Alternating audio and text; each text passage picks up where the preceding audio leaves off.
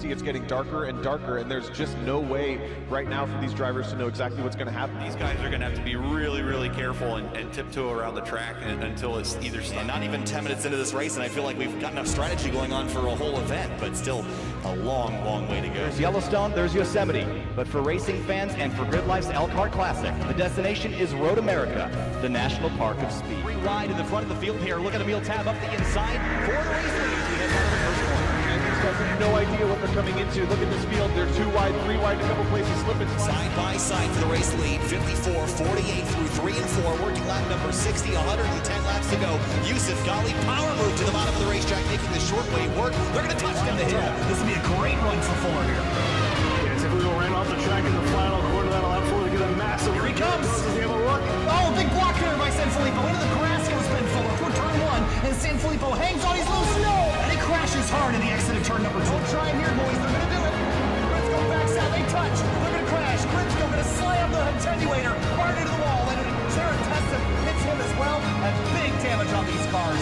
That's a huge Number 4, people are struggling for grip, going out of every single lane, even trying to make a run. It's getting really insane.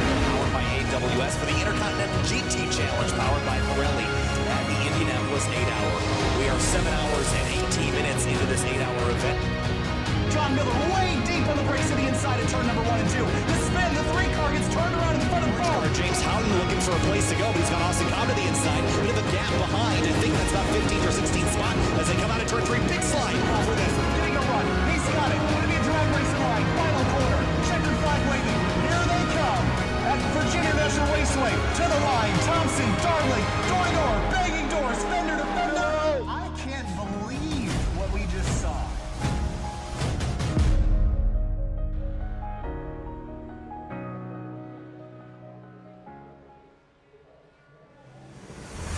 Four rounds remain in the 2021 Coca-Cola of Kokomo Indy Elite Series Championship. Since the beginning of the year, we've traversed the country on some of its most prestigious ovals and on the most historic road courses. As we near the end of the calendar year, the favorites have risen to the top, and the hopefuls cling to what they have left as the series roars into Kansas. Tonight, 150 laps determines the winner and sets the stage for the title fight at Laguna Seca, Iowa, and California. Hi everyone, my name is Kyle Heyer, joined by Vinny DeCuna, back with you for the 13th round of the 2021 season for the Coca-Cola of Kokomo Indy Elite Series. Vinny, and welcome back. It's been a long time since you and I have covered oval racing here in IES together, all the way back in April for Indianapolis. A bit of a different shape, but still the same drivers at the top of the field as we head into our 13th round. Yeah, and honestly, it's crazy to see these cars back with this group of guys with the oval Aero Kits on, and looking forward to seeing them get underway. So I always particularly love the oval IndyCar racing. It's gotten a lot more tricky with the more recent updates this year for the IndyCar, but these guys have still been able to put some fantastic action. Indy was fantastic to watch. I heard Gateway is also a phenomenal race, and with these guys now in a mile and a half, let's see what they can do here at Kansas. You were right about Gateway being a spectacular race, and of course it was Adam Blocker that came out on top there a couple of weeks ago. It was actually about a month ago at this point. He heads into the night as the points leader, but still lots of storylines to cover as we enter our 150 lap event here this evening. Qualifying is underway from Kansas Speedway. Remember how his season began? All the way back at Homestead in Miami on pole. He crashed in turn 1 though, not of his own doing, but looking for redemption, still looking for his first win of the season. Well, I mean, hey, what a great race. What a great race to get it at, especially seeing how good he is on the oval tracks. And finally, I'm sure he's glad to be back at an oval after being off for quite a few months, but now looking to see if he can get that win number 1. Even Joe Branch shoot second place also in the front row right behind him. Of course, Philip Kraus mid-season team change, running 17th right now in qualifying. Going to try to jump up here in the closing moments. 6 minutes left to lay down a time. We've got 25 drivers here. Kraus goes third quick on the timing and scoring charts as we head into the race tonight. Here's a look at the weather information. It is a beautiful day for racing, but have a look at the track temperature, Finian. 117 degrees. It's going to be very hot and very slick, similar to Chicagoland at the beginning of the season. Yeah, that's going to be one thing to watch out for, how these guys are going to tune their cars, playing with the weight jacker, playing with the anti-roll bar, seeing how the car is going to handle with the track being so slick. They're going to have to be a little bit careful. They're going to have their car set up for oversteer, because that can really come around on you in a hurry, and once it does, you kind of just have to hold on, hope you don't hit anything. You can even see out of the pits, it's a little bit slick as well. I was just about to mention the pit exit here is very treacherous on the flat apron section. That's Charles Ante in the number 86. for Team Talon as he rolls out of turn number 4 to begin his qualifying effort. The slick racetrack is going to be a problem for all 150 laps, but hopefully once you get some rubber down, it won't be such a big deal. But Finian, Kansas in particular, has typically lent itself to multi-groove racing, at least on the stock car side. Do we expect to see that tonight in the open wheelers, or is that more of a question mark? Yeah, it is a little bit more of a question mark, especially with these guys, how they're going to tune their setup so they can try to, account for being that dirtier. A lot of times you will see towards the later part of the run, guys will slower to string up single file, passing be few and far between. We'll have to see. Really, I don't think any of these guys really know how it's going to be until we see that green flag drop. Ante 17th quick on his first lap. You're going to go a lot faster on your second lap around. Out of turn number 2, down the back straightaway now. Speeds climbing over 220 miles an hour before you hit turn number 3. Climb up the banking once more at the exit of turn 4. Again, this racetrack had variable banking added in the 2012 repave of this facility. And it's made it a pretty unique racetrack to race on in all different race cars. So Ante across the line there will stay 17th. Tony Schowen going to reset and have another look, I think. Didn't really like the way that his qualifying session began. There's Kansas City, Kansas. 150,000 people. This track relatively new, constructed back in 2001. It's seen relatively little changes other than the progressive banking and the repave in 2012 after the 2011 NASCAR season. Finian, right now, Wilson Ito at the top of the board. Joe Branch, Philip Kraus, David Adams, Chris Stoffer. Where is Adam Blocker, though? Not here tonight? He is not. Yeah, I was just about to say that because I was looking up down the order. I was trying to make sure I'm not blind. I looked down the entire order and did not see his name pop up. If I'm not mistaken, do these guys have drop weeks available to them? I believe so. If we get drop round or 2. So he's going to have to be kind of open for that because Philip Kraus, he's been putting on a pretty good show. I mean, qualified up in 3rd, you can never count him out. So really for Blocker's sake, I think he's going to hope that there is a drop week that he can rest his laurels on because he's in a very tight fight with Kraus going through this championship neck and neck. Kraus has been trying to make some inroads, didn't quite make a few inroads last week at Gateway, but I think Kraus with Blocker out of the way. I think he's looking at getting home a win and some solid points with it. Well, some wins have been spread around the season just a little bit. Matt Pavelski down in 19th. He won a race a long time ago. Adam Crane has one. Tanner Watkins has one. Chris Demerit, remember, 3 wins for him early in the season. We have not seen him around in quite some time, so he's tumbled down the standings. But at the top of the board, Adam Blocker with 3 wins, most recently last time out at Gateway, and Philip Kraus with 4. He's 54 points back from Adam Blocker, but with 3 rounds remaining after tonight, there's still plenty of time for things to swing in the wrong direction for Blocker. So you can't rest on the confidence and comfort that you've had all season long, especially when we've got Iowa coming up. That is a challenging short track, and the road course at WeatherTech Raceway Laguna Seca. That's always a wild card. Anytime we do rights and lefts, there's always the potential for chaos. Yeah, indeed, and also want to mention too, Andreas Ike qualified up in 6th, not completely out of the picture just yet, with Kraus and Blocker passing the championship, and Kraus just being more consistent, not necessarily aggressively near the top of the standings too often. Really finishes 3rd a lot, if I'm not mistaken. Ended up getting that 3rd step on the pudding quite a bit. Ike is still very much in this too, and he could also, I mean, he's done pretty good on the ovals especially, so we'll see if he can get something out of this night. Well, Ike has to rebound after having a pretty miserable round at Gateway. He's got 2 rounds left. I think one round that's going to be really good for Ike is the season championship, the finale at Auto Club Speedway in Fontana, California. I think that's going to be his best opportunity to dethrone Adam Blocker. Have a good run at Iowa. Do okay enough at WeatherTech Raceway to get yourself close, and then finish off the deal and get yourself a win at Fontana to cap off the season. Here's Paul Jennings in the number 74, the Stop Diabetes car at the exit at turn 4. This is going to be his 2nd timed lap. We'll see if he jumps up higher than 19th. A 25.231 jumps to 14th quick on the board. Andrew Wood sitting on pit lane, doesn't look like he's going to roll, and there are going to be about 6 or 7 cars, make that 6, that will not make a qualifying effort and will start at the tail of the field. Yeah, it's going to be tough. It's an interesting choice for some of these guys starting towards the back, because on ovals especially, you really want to try to get yourself more up the order. Again, not impossible to work your way up through the order, especially with 150 laps on tap, but it's definitely a lot better to get yourself closer to the front of the field, so you have a long night ahead of you, and plus also being in the back of the field, you have a much greater chance of being caught up in an incident you'd rather not be when you're trying to carve up through the order, notably looking at Andrew Wood. Some guys like Andrew Wood, Tony Shaw, and Henry Bennett all starting near the back of the grid, so they're going to be trying to march their way forward in the coming laps. Well, they're going to have a lot of work to do, and again, with the passing opportunities here at this racetrack, you're going to have to make them yourself. You've got a lot of lanes of racetrack to work with. We're just going to have to see how drivers deal with the slippery conditions that we saw a handful of drivers experience leaving pit lane. Qualifying is complete. Wilson Nito is going to be your pole sitter. He will start on the front row alongside Joe Branch in the number 28. We'll roll down your entire starting lineup here in just a moment. Checkered flag out. Nito claims another pole this season. He would love to go from flag to flag and win this one. The other question is, we're going to start with 26 cars. Do all 26 or make that 25? Do all 25 finish the race? That's not usually a given at all times, Finian, so you got to be careful. Yeah, it really depends on how chaotic the racing conditions are. We mentioned the track's a little bit on the slicker side of things. And just, how these guys are going to play around with each other. Are they going to be a little bit nice? Some of these guys are going to be a little bit more aggressive. We'll have to see, because again, it's the first time they've been with because we saw them on the oval last week with the short oval package. It's the first time they're back with the speedway package since Indy. So these guys, I mean, again, they've been probably driving these cars like crazy all the time when they're not racing in Indy Elite. But back with each other, are they going to play nice when it comes to these really high speeds? These guys are going to be going 200 miles an hour, wheel to wheel with each other. Will they play nice? Will they give room? Or are they going to start pinching each other going to the corners? That could lead to a lot of chaos. A lot left to discuss. 150 laps. Again, these races are not typically very long.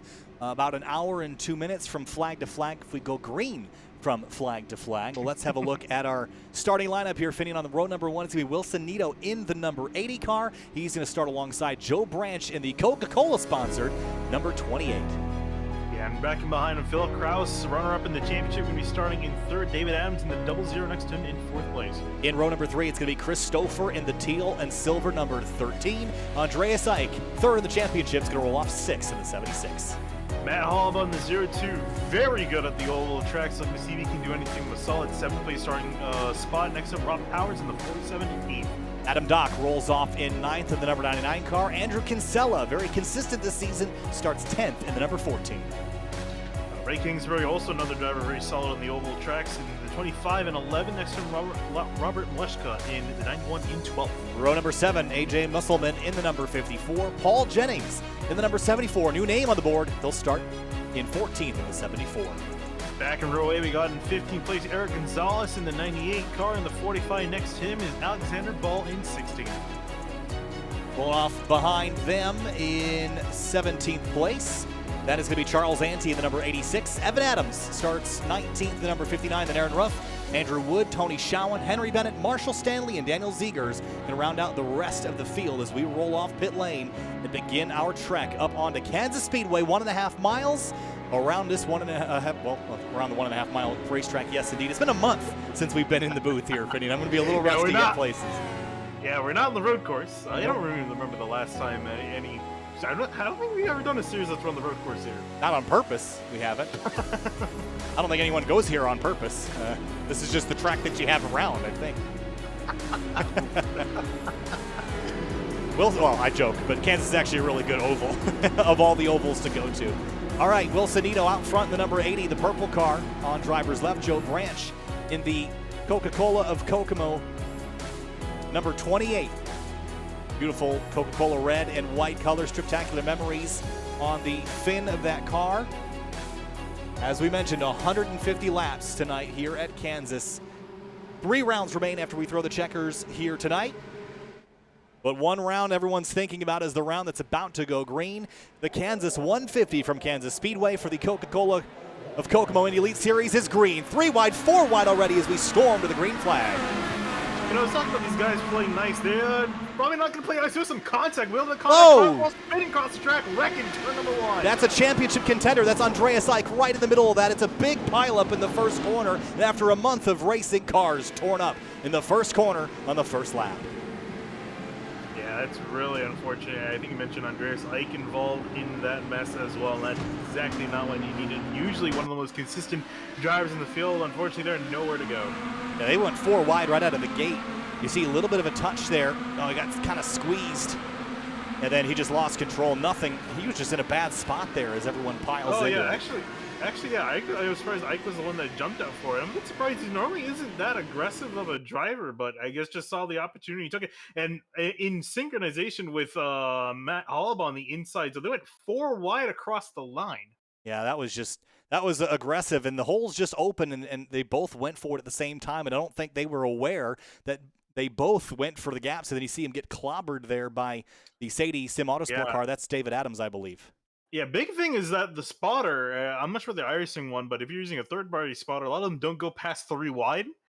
So you may not even realize that there's an extra car there, that you're 4 wide going into the corner. That could also be part of that contact. Also, this is really tight. There's barely enough room for 4 cars. Yeah, right here. I mean, for Andreas Ike, this is the beginning of the end, I think, for the championship contention. Other cars involved. AJ Musselman got hit pretty hard. See, Henry Bennett got some damage. Trevor Greenfield. Charles Ante might have been able to get through it, actually. Here's a look from on board the 86.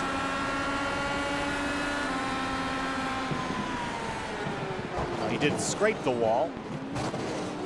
Oh, just a couple taps here and there. And if I'm not mistaken, unless they patched this in a recent week or two, if you do get wheel damage to the car, you can come back in. You may have to sit for a little while, but you can fix that back up to full. Work just like new. If you're missing wheel like Andreas Ike, you're a bit out of luck there. Yeah, I think that car's missing a lot more than just the wheels, unfortunately. And as I mentioned, that's going to be catastrophic for his championship fight, especially with how consistent Philip Kraus and Adam Blocker have been as of late.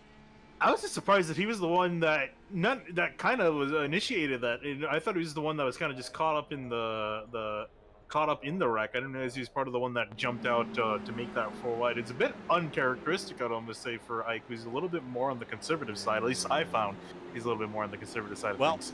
Yeah, and you're right. I mean, he typically has been, but if you think about the position he's been put in the last couple of rounds, I mean, he's fallen to 3rd in the standings, but his last 2 finishes, a 16th at Long Beach and a 24th at Gateway, those finishes maybe made him a little bit desperate, Finney, and you're thinking about the previous finishes, 6th, 5th, 2nd, 4th, in the previous 4 races. Then you have 2 bad finishes like that. It's going to make you a bit unreasonable, and yes, that was an aggressive move, but also Matt Hollaba in the Green 02 made a move that really made that situation even hairier than it already had to be.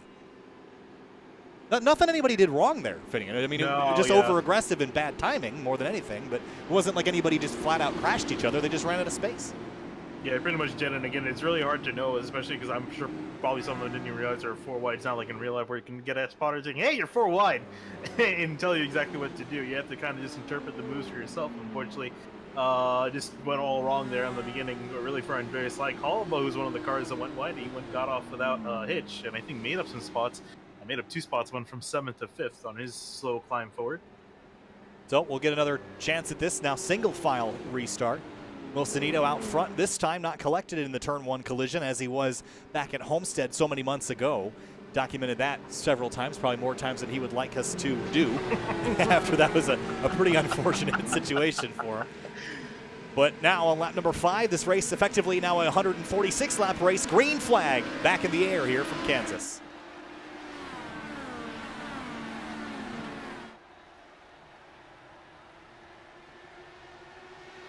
And a much quieter start now this time. Everybody maybe being a bit more cautious off at the first corner. It's going to take a lap for everyone to accordion back together. Some passing a little bit deeper in the field. Evan Adams in the number 59 gets his nose chopped as a couple drivers go swinging wildly. There's Marshall Stanley side by side with Aaron Roofs in the 26. David Adams behind in the 00. And out front, here comes Philip Kraus. Yeah, wasting no time. Already going to throw it up the inside of Nito, and Nito going to be back in 2nd place. Going to try to get the slipstream back again, heading to turn 3. I do think this battle's going to be far from over. Yeah, we're going to see a lot of this up front. Chris Stoffer into 3rd place over Joe Branch. Branch has fallen back 2 spots in the early going here. But Kraus is going to lead his first lap of the day at lap number 6. But Nito tucked right behind the rear wing. Again, I'm not sure how much we're going to see the upper grooves be useful, but I think we're going to get a real good demo of that as the caution flies again. Trouble at the exit of turn. Ooh, that's a big one. Tony showing up on his lid. And Alexander Ball also involved. Caution out for the 2nd time. Yeah, and this is like, man, turn 1 looks like it's going to strike again and violently this time. Oh, man. Up in the catch fence. That's a hellacious impact for Tony Schowen. I don't see who that was he collided with. Looks like Alexander Ball Alex in Ball. the 45. And I think they're just going to, again, come together here at the end of the front straightaway. I think Alex Ball is going to come up across the nose, and maybe Schowen wasn't quite as far to the right as he had expected. Climbs up over the top of Ball and gets nose first into the catch fence, rips the car sideways, comes to a dead stop. Not the kind of wreck you want to see, but already we've lost a handful of really good cars. Yeah, there are quite a few guys out of this race to be put it mildly. I think we're down to currently 15 guys running in the race. Already, that is not the way that you wanted to start 150 lap race, but I can tell you who's loving this right now. This guy, Philip Kraus, leading the race. All the trouble behind him so far. And in terms of the championship fight, well, one of his main contenders out of the race already. Andrew Kinsella is also out. He's another front runner in the championship. If you have a look at the point standings, Kinsella's 4th. That's going to take him out of it. And Henry Bennett I think he made it through. Or is Henry Bennett not? That's when we saw him. Henry Bennett did not start the race. Oh, okay. He was in the server at one point. He did not start the race. Gotcha. All right. So that's another 5th place championship contender. Ray Kingsbury is the next guy back, but he's 6th in the points. So really, Kraus is looking really good. Yeah, and really for Kraus, as long as he just finishes the race, probably in the top 3, top 5, which I think is a fairly safe bet. I think he's going to be looking at a very solid points haul. He's going to be a pretty happy man. Sure, he's going to try to win this race, especially with a lot of his other competitors, as we mentioned, either not here or taken out already. So he's looking at trying to make the best of a bad situation for a lot of other drivers in the field. And thinking about our schedule, what's coming up, of course, we've got next time out will be on the 26th of September, so almost another month from now, WeatherTech Raceway Laguna Seca. And then the following week, Iowa Speedway. 2 weeks later, Auto Club Speedway to wrap things up. So we got a lot of time to prepare for that Laguna Seca race, Finian, but the way things are going, it seems like our championship has sort of been shaped and formed here just a little bit. I think it's really going to come down to Blocker and Philip Kraus, 2 drivers that we could have probably told you were going to make up the championship contenders at the beginning of the season. Yeah, I mean, it's hard to deny they're 2 of the favorites, unless something hellacious happens to both of them in these last few rounds leading up to the finale. I think we're looking fairly safe as far as who's going to be our main competitors in this championship. And as you mentioned, I think from the offset, it was fairly obvious the 2 guys fighting for the championship last year are fighting for it this year. Well, I can tell you the one driver I thought would have a pretty firm grip on the championship lead, Andreas Eick, was never able to break through and get a race win this season, was so close so many times. We mentioned his trouble early in the race and the last couple of rounds. Well, here's how his season began for those that weren't with us earlier in the season. I'm just going to read off to you all of Andreas Eick's finishes. There are a couple outliers in here, but how about 3rd, 3rd, 3rd, 10th, 12th, 3rd, 27th, 4th, 2nd, 5th, 6th, then 16th and 24th, and now unofficially tonight 21st. So there was a streak at the beginning. 4 thirds in the first 5, or 4 thirds in the first 6 races, and a whole bunch of top 5s. He was looking like he would have a pretty firm grip on the championship no matter what. I mean, yeah, that consistency. I mean, 5 podium finishes and 7 top 5s. That's pretty good. It's extremely consistent. But yeah, those last few finishes, all coming recently. Long Beach, Gateway, Chicagoland.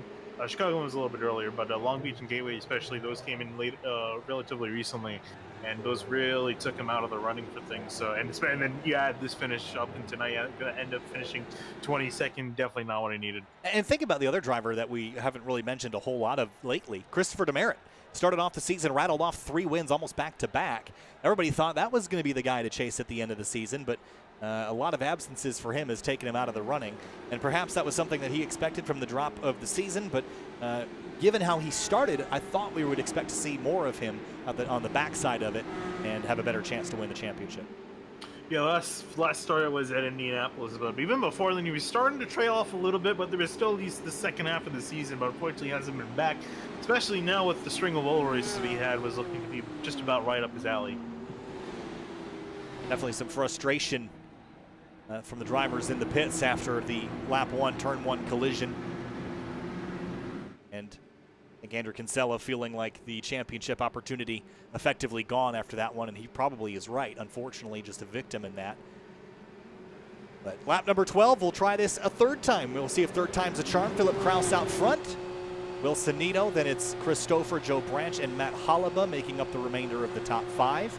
Adam Dock, Wood, Ziegers, Adams, and Roofs, the rest of the top 10. Green flag back in the air from Kansas.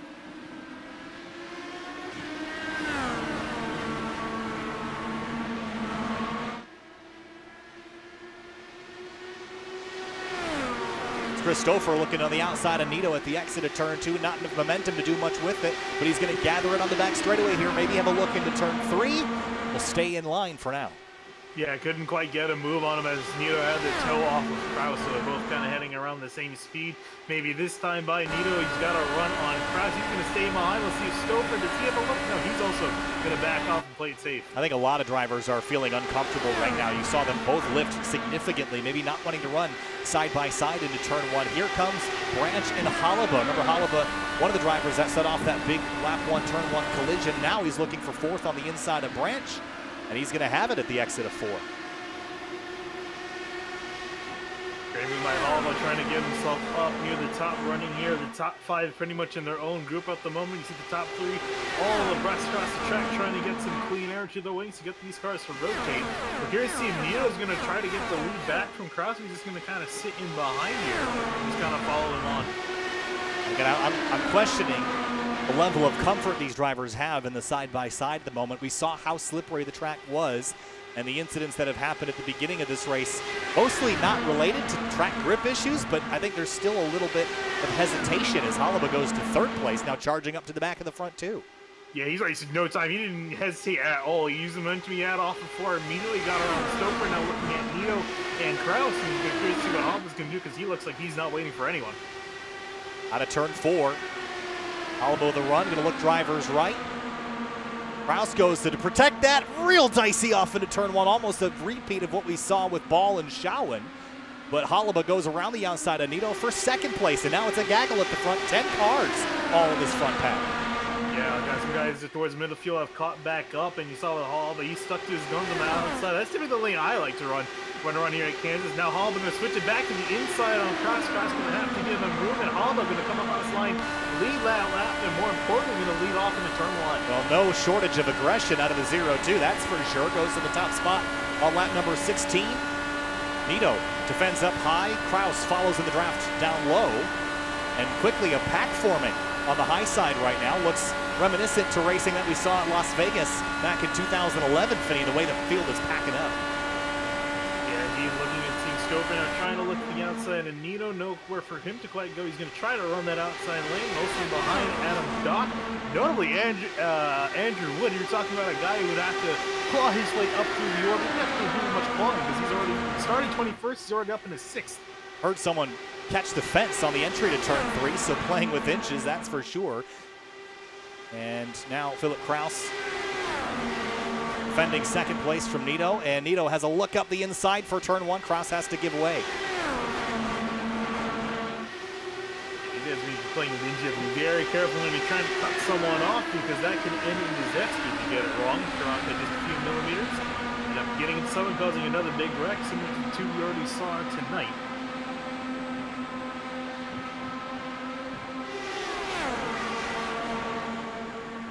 Kraus goes high, arcs it in. Watch Chris Stoffer way up against the outside wall. I'm curious to see if there's anything to this line. Here comes a run on Nito. He's going to grab 3rd place, at least drag race 3rd down the backstretch. Yeah, I like this line for 2 reasons. One, you can kind of just sit up there. Typically, not a lot of drivers like this groove. A lot of guys typically like to run the bottom, especially in the front of the pack. And you get a really good run off the corner that you can use. And you also keep yourself out of dirty air in the corner, which is a very key thing. You really wear out your tires just sitting in behind someone constantly like Nito. You can see him washing up on that inside lane. Going to wash up with Stoffer. Going to get a fantastic run on the outside. Might be able to clear him by the time they get to turn 3. Still up high. I also like that outside wall because if you get hit, there's a lot less of a distance to go before you get that outside wall. You can't gather as much lateral momentum. Adam Dock has a look to drivers right of Nito, and that's where we see a lot of crashes here at Kansas. Even think back to the stock car races we used to broadcast here, Finian. A lot of crashes come from drivers chopping noses on the entry to turn 1, moving back right across the racetrack. That's a pretty common crash and one that we've seen twice already tonight. Yeah, you can get away with it in the stock car because those things are big, blocky, easy to fix. These things are going to send someone flying through the wall and their day is going to be over. within a flash of a second. These guys have to be very careful when trying to do those moves. You see Andrew Wood working his way to the bottom, gonna get, not quite get around Doc, they have to let up a lot. Doc gets a great run around. There you see now, here comes Stoffer trying to look back on the outside. Yeah, Stoffer again rolling this upper groove, and as the rubber picks up, it'll get grippier, but also think about the bottom. The more the rubber gathers down there, they'll be able to stick down there better. Here comes Stoffer with a solid run. Driver's right. Nito drops to 4th. And Stoffer rim riding right now and slowly making up ground. Yeah, you can see even Kraus having lost the position there just off and having to get a lot off mid-corner and now battling side by side with Nito. Meanwhile, Stoffer's rocking the top side. Even Nito's now just going around Kraus. Now Adam Doc also working his way around, and Kraus just losing 3 positions in 1 lap. On board now with the number 64 of Andrew Wood following in line. Discovering maybe there is something to that upper groove. Whoa, big push for Wood at the exit of turn 2, and that spooked Joe Branch and also Daniel Zegers, who's going to go around him to the inside. Grab a spot. Yeah, that's the problem with that outside lane. If someone calls up in front of you mid-corner, you have to really let off the gas, otherwise, well, you're riding right next to it. You're going to find it very quickly if you get some wash up when you're not expecting. So that's really one of the biggest problems with running that outside lane. You guys have to try to be very careful with the way they're exiting these corners. Look at the run from Adam Dock in the 99 to the back of Philip Kraus. Sits on it for now. But Chris Stoffer again rolling this upper groove. He has caught Matt Holleba, who's been the bottom feeder from the start of this race. And now it's a 3-car breakaway. Holleba, Stoffer, and Nito. Then it's 6/10 back to Philip Kraus in 4th. Yeah, I'm curious to see if Holliba's going to change. If you're the leader, that inside lane is almost universally the best way around the best way around the track. We'll see Stoffer though can get a good enough run off of turn 2. Can't quite get anywhere near to draft him, so it's gonna be a very tough fight for Stoffer up there. Think about pit stops as well. 27 laps in. Green flag stops, pit road entry and exit. How challenging will those be? Stoffer now with a big run to the outside. Pulls even with Holleba on corner entry. Still has overlap as they approach corner exit. Now down the backstretch, Holleba continues to be committed to that bottom groove. Stoffer committed up high, and Nito just trying to figure out which guy to follow.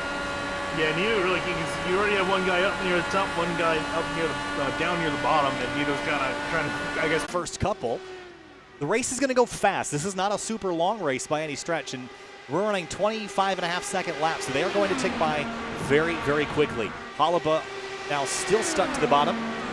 Nito seems to just sort of be content running 3rd right now as these front 2 battle hard for that top spot.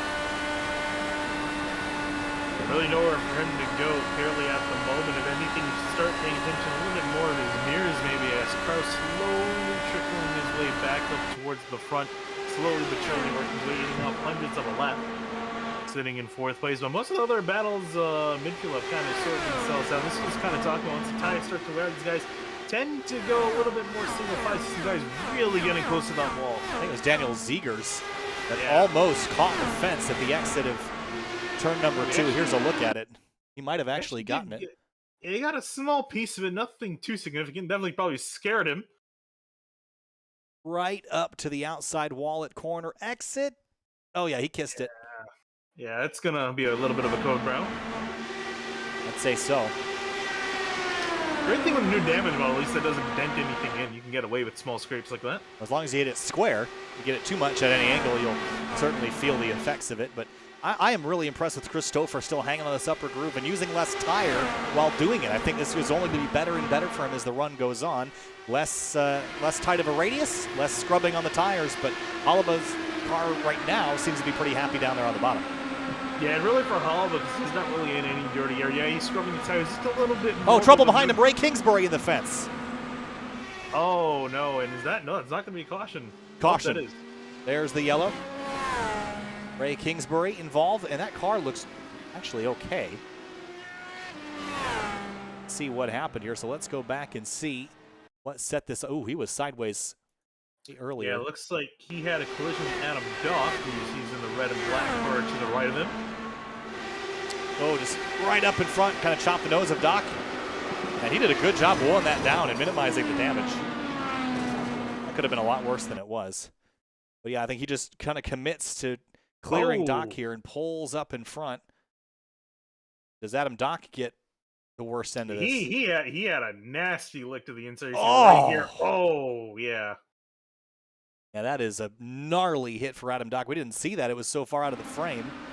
Yeah, and he actually was trying his best to avoid hitting that wall. Problem is he hit the wall, that knocked the steering out. Oh. He was trying to turn right, but nothing he can do as the car just went made a very bad trajectory to the inside.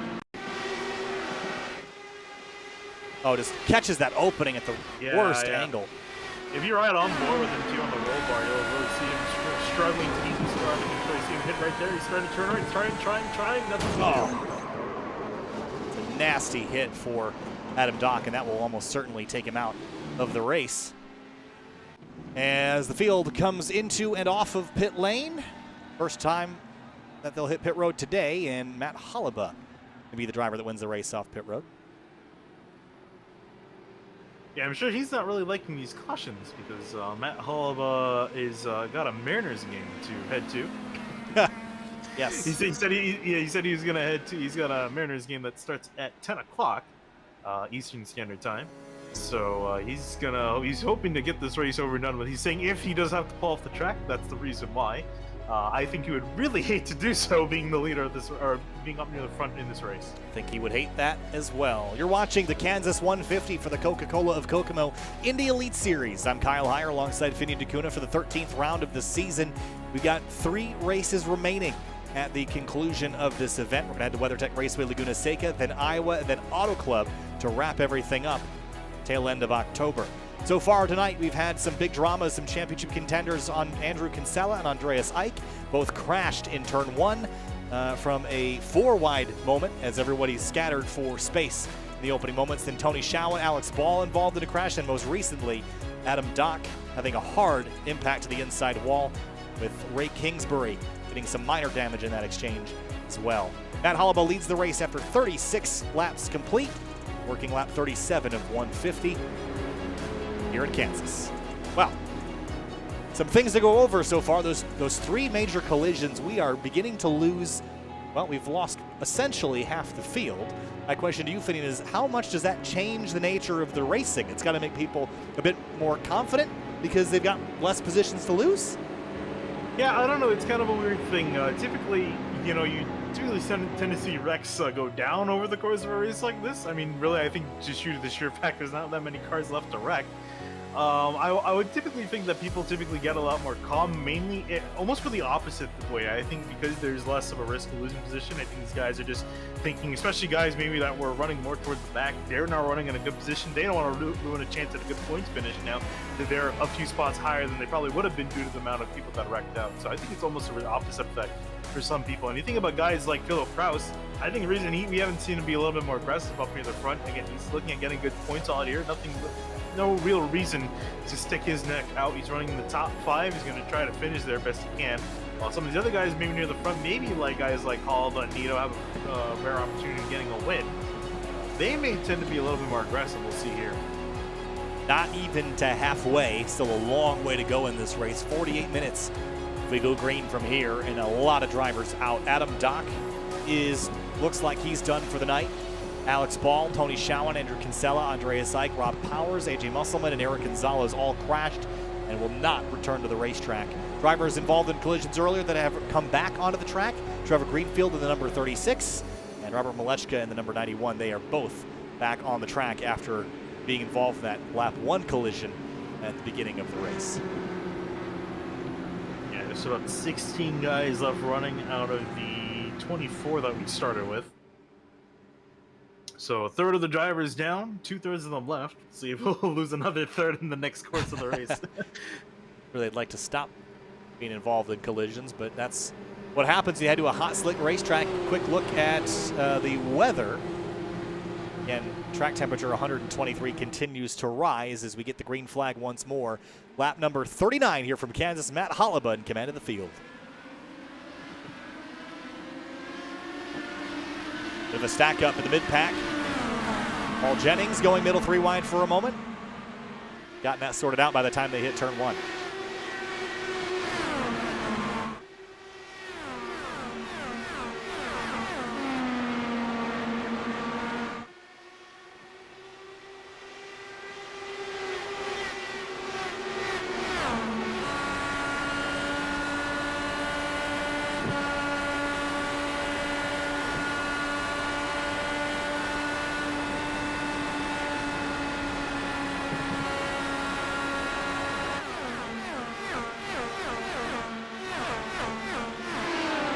Here's David Adams under attack from the number 26 and following Paul Jennings in that 74, who I mentioned was a new name here tonight. 14th to 8th. I like the moves that he's been making. Conservative so far, not a lot of making waves, which in a night like this is not a bad thing. Up front, though, waves being made by the top three. Again, Holliba, Nito, and Stoffer laying it all out of the line. Stoffer still committed to that rim-riding groove around the outside. Yeah, this time Wilson Nito is in second place, and now looking at trying to see if he can make something out of that. He was sitting third. He was kind of the third wheel in his battle last time around. He's now got a shot at getting around Holliba, and he's aggressively trying to get around. He's using a draft down the straightaway, looking high on the eggs of the turns. Just not enough really keeping him going mid-corner. That's where Holliba's able to get past her, and he's also got to be careful. Stoffer gets a good enough run to get alongside him, and then he has Andrew Wood now kind of just sitting in the wings. Really nowhere for him to go. Andrew Wood has come all the way from the back of the field, 22nd starting spot, up to 4th and climbing. Like the speed that we're seeing out of this car, and Patience for now sits behind the 13. No immediate rush. Not even to the 1/3 mark of this race. There's really no need to go 3 wide. Sit back here and kind of figure out where your strengths are. Bill, the guy was doing behind, was slightly offset to the inside in the middle of 1 and 2. Just kind of sitting here patiently, waiting to see what comes out of this and just be prepared enough in case the wreck doesn't want to get himself taken out of tonight. Stoffer takes a big run to the outside, but again, the longer way around. I mentioned earlier, less corner radius to deal with, but you are going a further distance. Ends up evening out. Here comes Wood with a look to the inside of Nito, who's going to kind of switch lines and move to the Stoffer strategy here. Yeah, Wood just able to keep that going on the inside lane. Had to let up just a little bit to get the car to rotate. He's going to get past Nito to Stoffer, trying to cut him off just a little bit. He's stuck to the inside right in the wake of Holliba up ahead. Here comes Stoffer ripping the outside lane. He wanted to move up in front of Nito, but Nito said no thanks, filled the hole behind Stoffer. And it seems almost like we're gathering a bit of a NASCAR plate race style here, where if you're by yourself, you're going to get out-drafted by the 2 guys to either side of you. And you see Nito and Stoffer kind of working together for a moment, but in the short way around, paying off for Wood here in the short term. You mean a NASCAR speedway race now? Yes. Whoa, got the touch! Same. Oh, this is going to be a bad one for Wood. No, he gathers it back up. Damn, but he still hit the wall. Oh, and I think he bent his steering too, and caution out, and his wheels destroyed. He's done. Oh. We thought he had that, but again, I think you're right. The steering, let's have a look on board. Right here. This hit's going to knock it out. No, I think it was already broken before. Yeah, I think it was a little bit broken from the contact, but this, you see him, he's trying to get the thing and then up back into the wall again. Now, watch Charles Ante's view of this, because I'm sure he had a moment as 64 slid back across the racetrack. Have a look at this.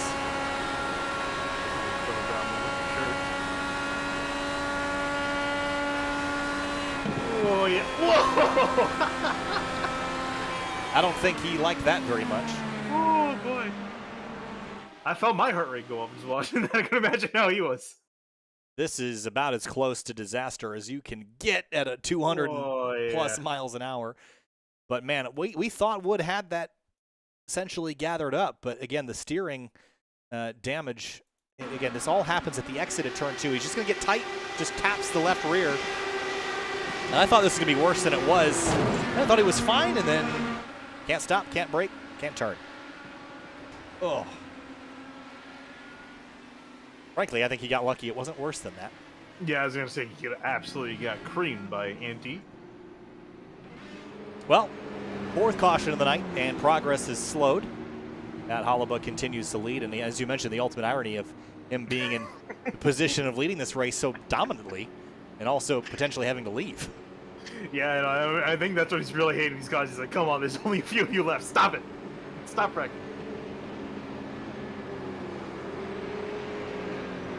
He says, if I somehow, he also mentioned in this thing, he said, if I somehow actually finish on the podium, I wish to preemptively apologize for the lack of post-race interviews. Understandable and acceptable. We'll let you go. I don't even think he was expecting to be on the top step of the podium. Well, I mean, given the luck that a lot of people have had tonight, I think he's lucky to still be rolling and have all of his virtual fingers and toes still working. He's probably thinking about anything. Damn, I just had to buy game tickets for tonight. behind the Dixon Ticonderoga pace car. As what?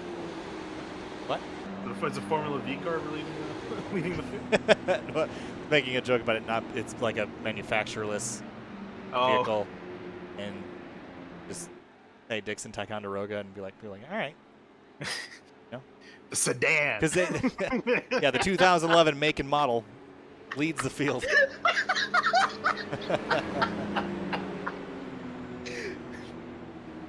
Today's Coca-Cola of Kokomo Indy Elite Series race is brought to you by Make, the 2021 make model, your official pace car. I'm still waiting for the day they actually allow us to paint that pace car. They'll never let you do it. I mean, there's really no reason why There's reasons. not, right? There's reasons, they just don't tell you about them. Secret reasons? Yep.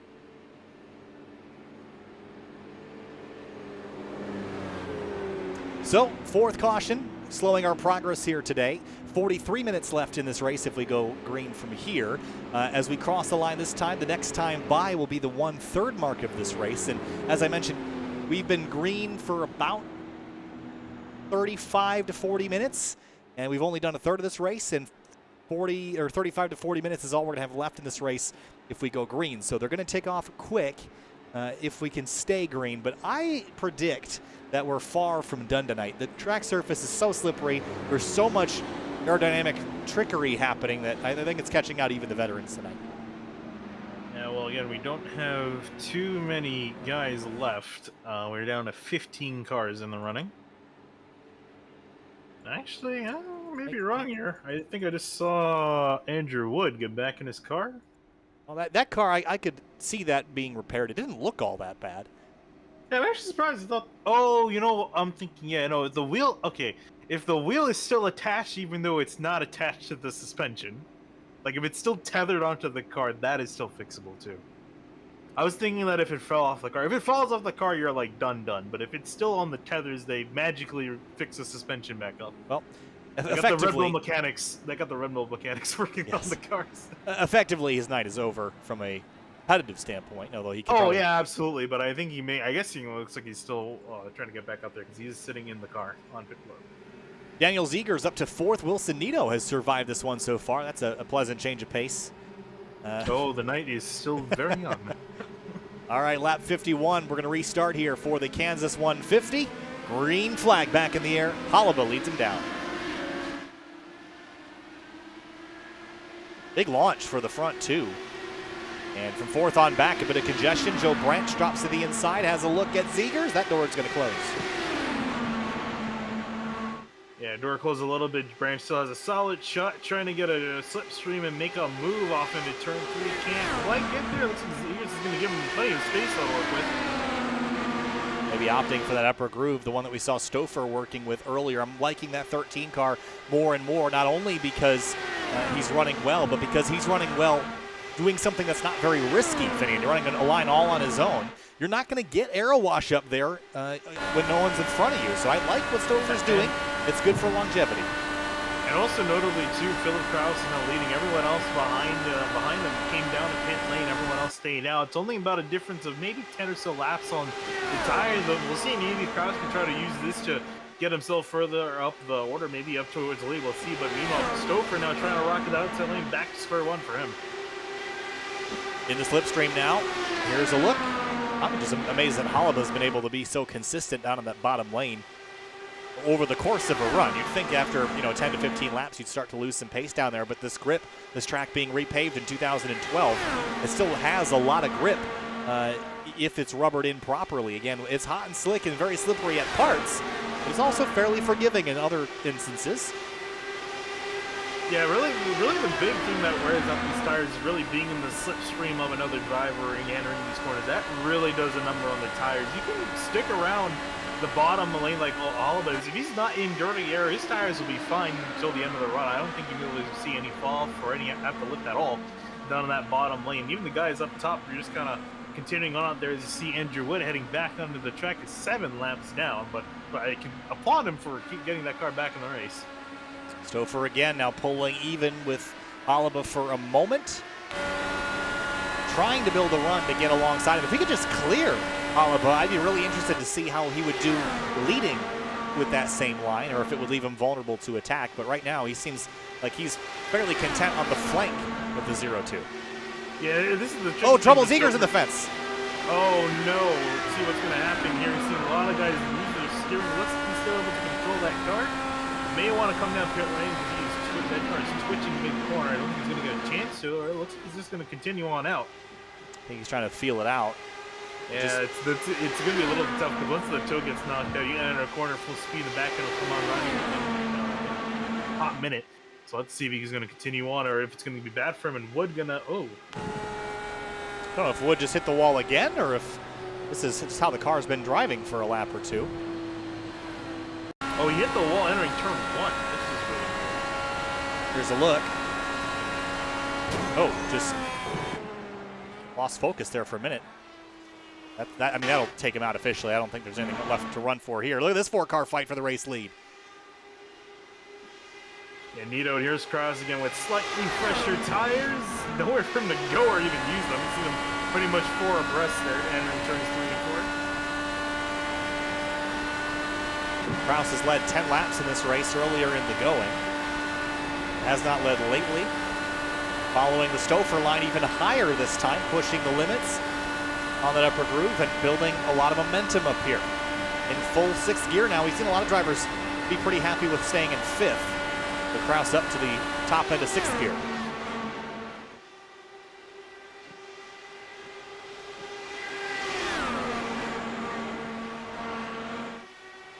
Very competitive front 4, and Joe Branch longingly looking at this group. He wants to be a part of it. I think he's slowly getting there, a 10th and a half quicker than the front 3 last time by. And we're going to see how close he's going to get, because there definitely is something to be said of not completely riding in behind someone, just kind of leaving some distance. As Kraus tries to get barely any room to the outside of Stoffer, exiting turn number 4, which almost thought about sticking his wheel in between Stoffer and the wall. There's barely any room there. You see him trying to look just to the inside, but can't quite get anything done. But it looks like he have a slightly stronger car than Chris Stoffer, but is just going to sit in behind for now. Yeah, Kraus got around Nito pretty easily, but now stuck in behind the 13. See how much more speed that car carries on exit. Not having to pinch it off at all, but now the question becomes, where do you go now? You got tires. Are they going to do anything for you? I'd look at this right now and say, late race, if you got a 10-lap tire deficit, I don't think you're in a bad spot. This is 14-lap-old tires compared to 26-lap-old tires. I'm not sure that they're worth it. He's moving forward, yes, but it's not an easy default pass like it would be in a stock car. Yeah, I mean, there is something to be said, though. We don't have too many cars left in the race still running, so tires are not a terrible option. Probably not the most ideal, but may be worth considering depending on how many laps are left to go. Still seems pretty challenging to make the pass, as Stoffer's been working over Oliver for a while. And I'm curious, I think Stoffer could make this pass on the bottom, but I don't think he feels confident that he could do it cleanly or without having to lift and give up more spots. The outside just seems like a safer place to try things because you don't sacrifice momentum in the name of a passing attempt. Yeah, he's going to have to just time everything perfectly, and it's going to be easier said than done. I think, if anything, Stoffer may have to wait to try to pass Halb out in the pits, either on the green flag or maybe under caution, or just stick it up the middle like Philip Kraus, trying to make a move to the inside of Stoffer. Looks like he's going to get it done. Kraus to 2nd place, made that one look easy. Maybe as we go on, the tires will be better and better.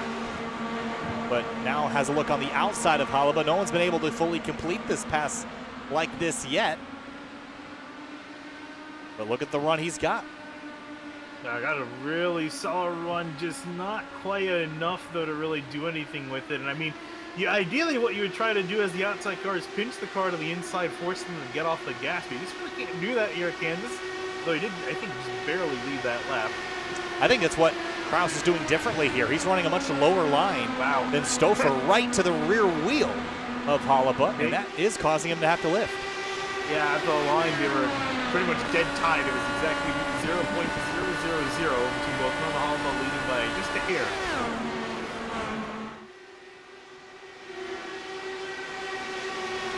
This is the closest we've seen anyone trying to overtake him on that outside lane, so I'll give Kraus that. I just don't think he's going to be quite too successful. Yep, now he's trying to back off for now. Yeah, well, he's trying to run higher like Stoffer was doing, but I think what he was doing before, keeping Holaba tight to the inside. That's the way you got to complete the pass. The problem when you do that is you really put yourself at risk of getting tagged and sent around. And like we've seen, once you get turned around at 200 miles an hour, your chance of making it out with a drivable race car is essentially nothing.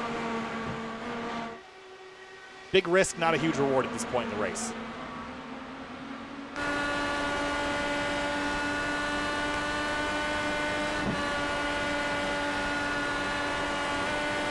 I think a lot of this is going to come down to green flag pit stops, and I think these guys trying out strategies on how they can find themselves ahead of Matt Holaba.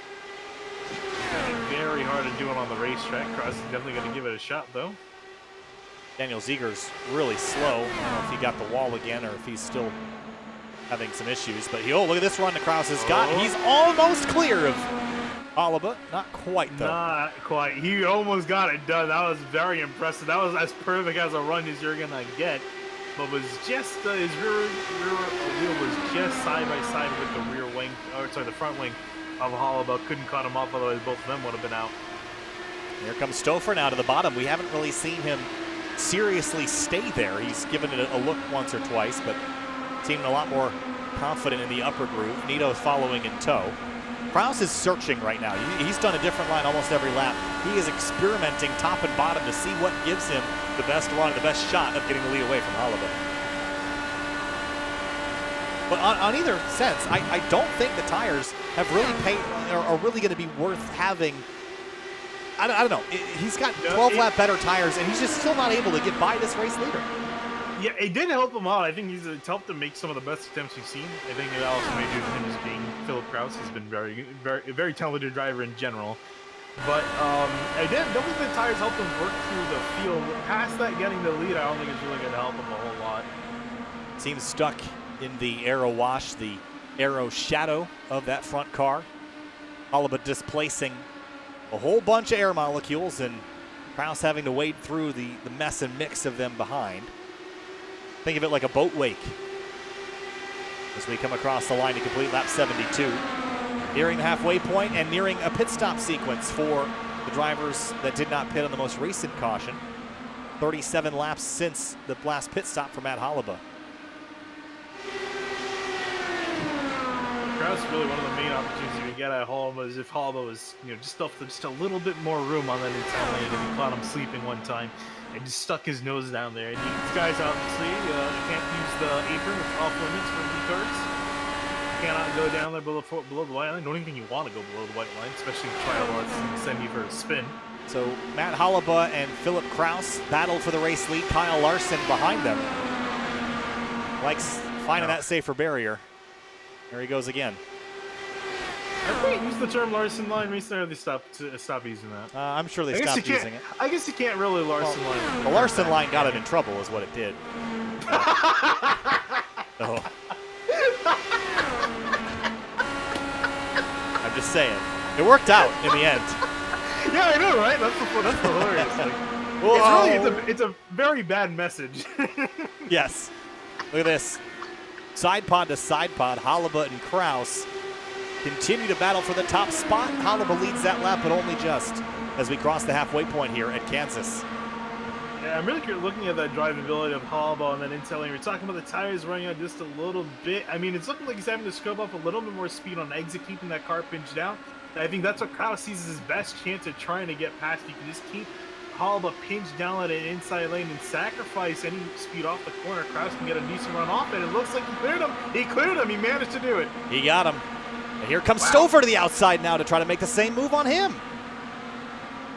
Stoffer trying to say anything you can do, I can do better. Yeah, Matt Holaba really dropped off that corner, just having to pinch the car down so tight. Crushed that momentum. There's a car slow on the apron. That is Andrew Wood still putting around, trying to make whatever laps he can. He's coming into the bits, it looks like. Holaba coming on down, yep. Realizing he's going to need to get fresh Firestones put on that car as Stoffer tries to grab the spot away from Kraus.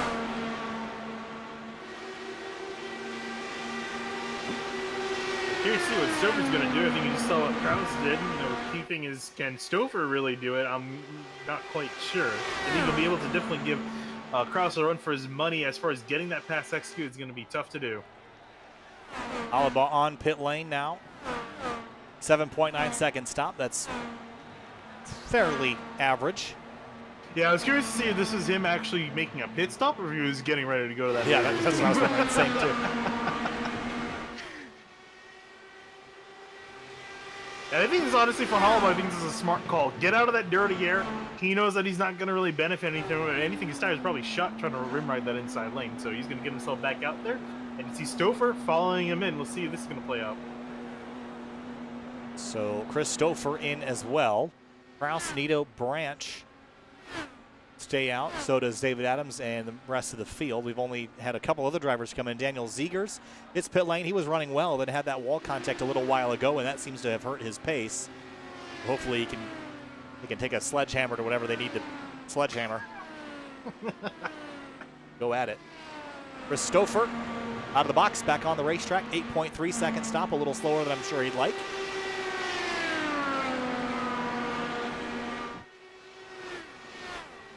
You're going to see where Stoffer comes out in relation to Holloway. I imagine Holloway should be able to get past him here. And I'm just hearing over the radio, Wilson Nito is saying he's coming down to pit lane. You see there's Holloway working past lap car and going to try to get past Chris Stoffer here. Let's see if he's going to be able to do it. Going to get a great run down the straightaway side by side and turn one for effectively the race lead when they come back out. Yeah, ooh, that's dicey. Even on fresh tires, as Nito hits pit lane, he's not going to drag Kraus with him or anybody behind him. Paul Jennings is on pit lane. And Holloway and Stoffer continue to battle. I think Stoffer is going to have this for a little while. Now roles reversed. Holloway on the outside, Stoffer on the inside. Yeah, kind of surprised that we saw this difference I was surprised that Stoffer ended up coming out. I thought Holloway would have gone past him. But I think maybe Stoffer either made up time on entry into pit road on exit because Holloway was faster down the entirety of pit lane. So interesting seeing how we're so get that one up edge. Wilson Nito out of pit lane with an 8.1 second stop. Still no pit stop from the race leader. Kraus remains on the racetrack. Looks like Stoffer is going to confidently keep Holloway behind him, at least for the moment. Here is Wilson Nito. He's going to get blown by. Yep, there you go, both of them. Holloway trying to take advantage of that hole of Stoffer trying to get past William Nito. Couldn't quite get it done. Wilson Nito. I keep calling William Nito. Wilson Nito. William. We don't even have a William in the field. No, we don't. Joe Branch losing a spot to David Adams as he peels off to head to pit lane. Conservative entry for him. Oh. And Holloway just got past Stoffer and turn 3. Well, there goes that question mark. Yeah, I was kind of surprised. Stoffer just kind of let him at it. He just stayed high entering turn 3. Holloway said, okay, don't mind if I do. Front 4 due for a pit stop any moment now. Everyone's going to have to come back down another time. Yeah, remember also, too, that the group that came in, I think they were a little bit shorter on fuel. Kraus can go about 10 laps more on the tank. Pitting under the last caution that we had. He could go 10 laps more than this? Just about, yeah. That puts him in a really close range to make it to the end. If he can make it to lap 97, that would be 49 laps on fuel, and he'd have to go 53. Yeah, he might have to switch up the fuel map. You guys have fuel maps available to them, 1 through 5. Can give you different maps of full power. So, and caution, you can go in fuel map 8. That's what they use for caution for saving. Don't think you want to go that far, but definitely play around with it, try to save some gas. These guys aren't saving gas; they're going at it. No, they're going all out. I think these guys will definitely have to make another stop, so they're committed to making that stop. Yeah, and I think Kraus is. Yep, they're going to come down. So come down pit lane. Yeah, so they're all going to have to make another stop. Not doable. Curious to see with Kraus staying out by himself if he managed to make up time or lose time to this group of drivers as they rock past him now, unlapping themselves. I don't know. That's an interesting question. I don't really know how much the draft contributes to your speed versus how much it hurts you. Yeah, that's what I'm really curious to see because these guys are racing around each other. They're not exactly taking the most ideal line while Kraus is just able to kind of do it on himself. But it's really just kind of a curious question. I guess we're going to get an answer here. Kraus rolls out of pit lane. Here come these guys flying through the flyover. Here comes that pack. You can see him on the top right of your screen. It's going to be close. I think he's gonna hang on to it. It looks like it bottom a few hundredths of a second per lap, I think, but it was just about enough. I think Hall was saying, no, I'm not quite done yet. He's going to try to get a good slipstream. Still going about 10 mile an hour difference on the front stretch, but no, actually not able to quite catch back up. I don't think it was a big gain. I just don't think it was much of a loss to run by yourself for Philip Kraus. Well, it wasn't maybe a little bit of a gain. He gained a couple tenths of a second. Yeah, I think that was just enough to get him out ahead. It's not going to matter long term. He's going to be able to easily draft back up and run him behind him. But the key thing is he's got fresher tires to work with. These guys are at a disadvantage in that department. Yeah, again, we didn't not see by it, much, but yeah, we didn't see it be a crucial difference. It was enough to move forward. I don't think once you get to the front, I don't think the tires are going to do you a whole lot of good. Getting through the 5th through 12th traffic, I think that would help you there. But none of these guys are really worried about that at this point. Curious to see what Hall was going to have up his sleeve now. He's been in the catbird seat the entire time of that first run, sitting up in the lead. Since he lost, he came down to pit lane. That didn't quite help him. Still back, not in the lead. Now he's got to do with Stoffer still trying to pass him on the outside. They are gaining a little bit, but not a ton. Hall is starting to feel that dirty air. Comes Stoffer, going to rock around the outside, going to take second place. Yeah, I'm a little surprised by that. We didn't really see Halaba's car get affected by dirty air, at least not visibly. It would pretty much just stick to the bottom of the racetrack without much help at all, but now it seems like it's being affected. I wonder if he made a weight jacker adjustment or something that has sort of thrown the balance off in this car just enough. And I wonder if he's done that, if he'll go back on that adjustment, because it doesn't seem to be helping him right now. Yeah, I think he set up his car more to run that outside lanes. I think when he's on the bottom, stuck in behind, some of this is not good for him at all. And he just drops him in the rock pretty much mid-corner. Here comes Nita now on the inside. Alba trying to rip the outside lane. They're going to be wheel to wheel. Last time by, Kraus gained 3 tenths. He's up a full second on Stoffer. They got to be careful because on fresher tires, it might be easy enough for Kraus to start driving away. And then it's going to come down to who can execute that final pit stop even better. Update on Daniel Ziegers. That car is out of the race, unfortunately, after that most recent pit stop. Battle for third brewing between Halaba and Nito. He switched sides. Halaba back on the inside. His car is just struggling at the moment in traffic.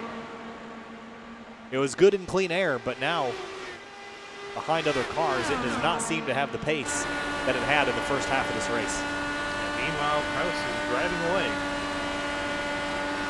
Paul Jennings, Evan Adams, and how about Aaron Ruff's also having a bit of a scrap here. Actually, it's not Aaron, that's a lap car, I believe. But Jennings and Evan Adams going at it. Robert Miller livery for Evan Adams. That's classy. I like that a lot. Nice looking car, trying to get it to the outside now of Jennings.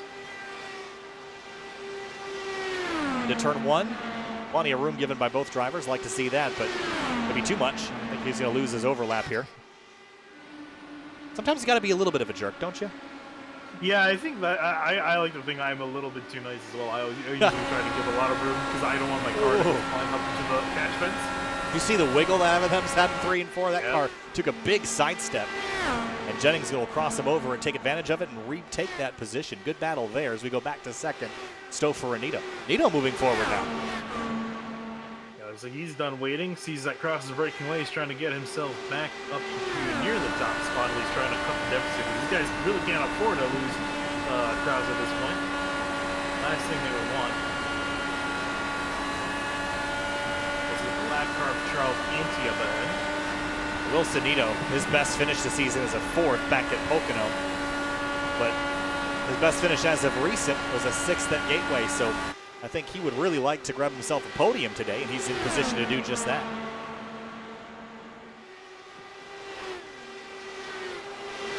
Trying to see if he can make it something more. It's going to be really tough. This lap car of Ante's running the bottom lane. It's not going to be completely ideal for Nito.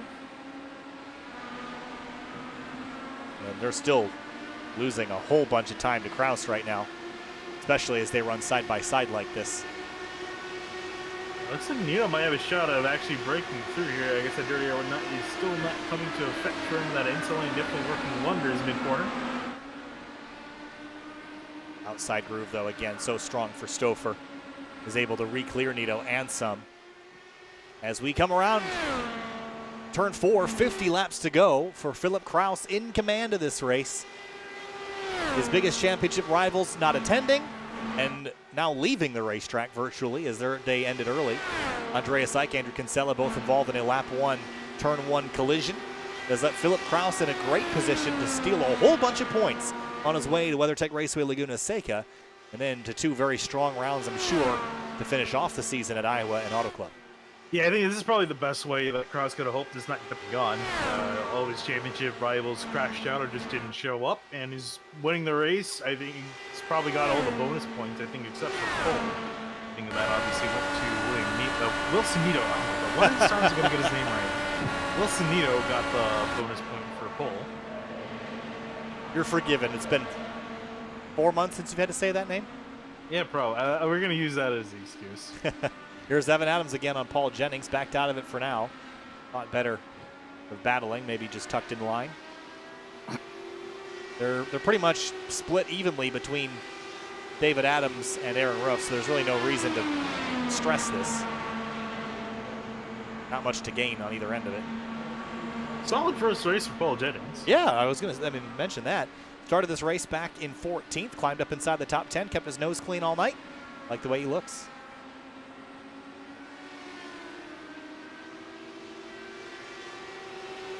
But Philip Kraus in command so far tonight has led 38 of the 103 laps we've completed and continues to run the fastest laps of anyone on the racetrack, which is very dangerous considering now if we go green to the end, he's got the freshest tires, he's got the clean air, he's got the big lead.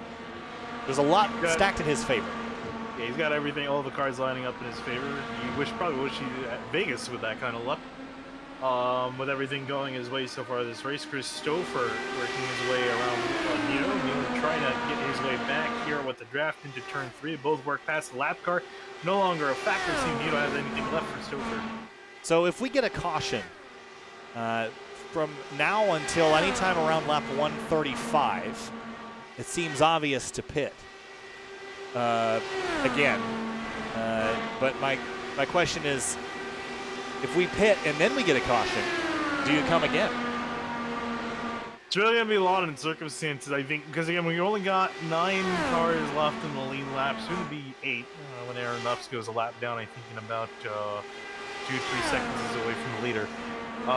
So, you know, you're only going to lose a few spots, especially if you're near the back of that order. So these guys may back there may decide to come in and take tires, and you kind of have to play that mind game. Right, some of the guys in the mech may come and get tires. If I come in, maybe I won't be back instead of back in 8th. I may be back in 5th, and it's a little bit of a mind game because you don't know what everyone else is planning on doing. So it may be worth it, maybe not. It depends on the amount of laps, depends what position you're in, how your car is set up. If you're set up to just pass everyone in traffic, or you're going to struggle back in traffic regardless of the fresh tires. So all these drivers, I think, are going to be, it really depends on how their race set up, how their car is set up, looking at making that decision. Well, it is now 9:15 on the East Coast right now, and by 9:35 we'll have completed this race if it stays green to the end. So don't go anywhere.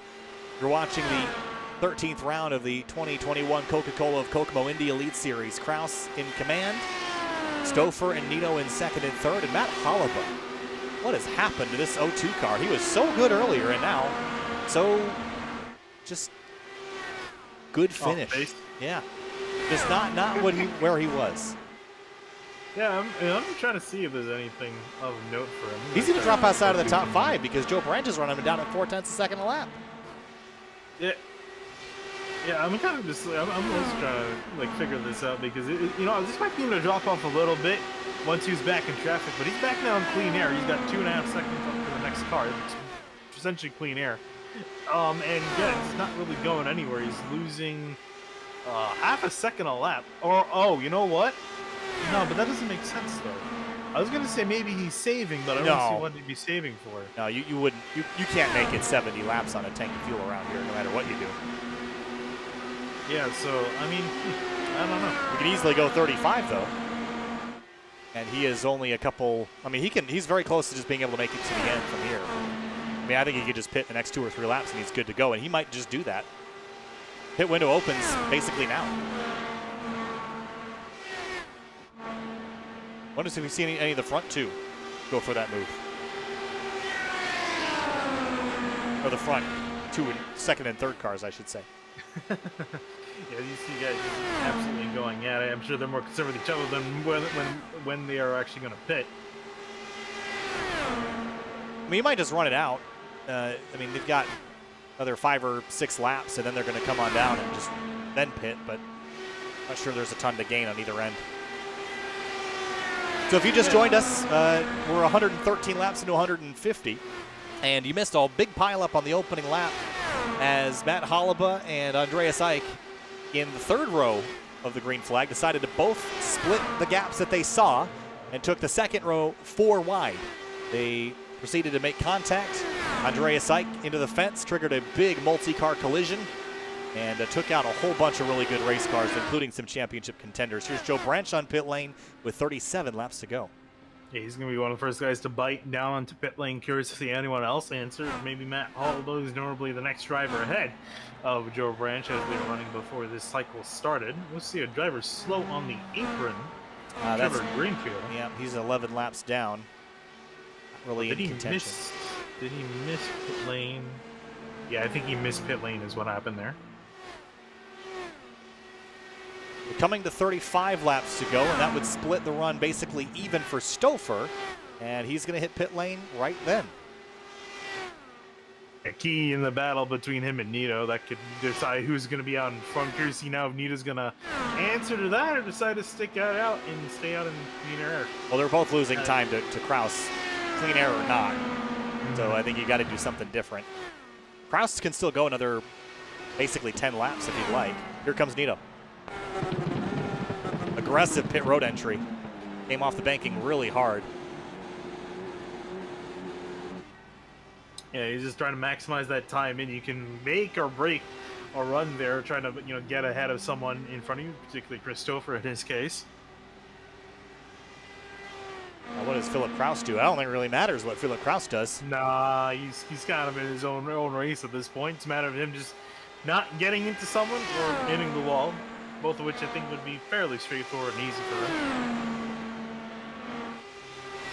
I think really the big thing for him is just making sure a caution, or really not that he can make sure a caution doesn't come, just hoping that a caution doesn't come out. Philip Kraus is going to plant some corn in the field of the zip code that he bought the land in, because he is in a different one than everybody else today. No? I mean, isn't that more, that would be more fitting for Iowa next year. Yeah, there's corn in Kansas. I drove out there. I drove out there last week.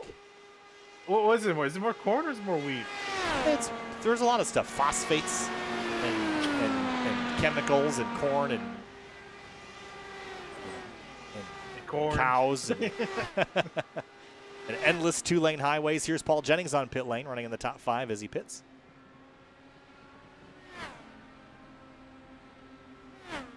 Actually, I saw signs for Kansas Speedway when I was driving out to Topeka and Heartland Motorsport Park, and a mistake for Paul Jennings overshoots the pit stall just a bit. 30 laps to go for Philip Kraus, and 32 laps on the tires, so I'd expect a pit stop very soon. Yeah, again, like we said, it doesn't really matter exactly what he does at this point. It's just a matter of him getting down to pit lane. There you see Nito back out with Stoffer, and is ahead in this exchange. Now effectively a battle for second.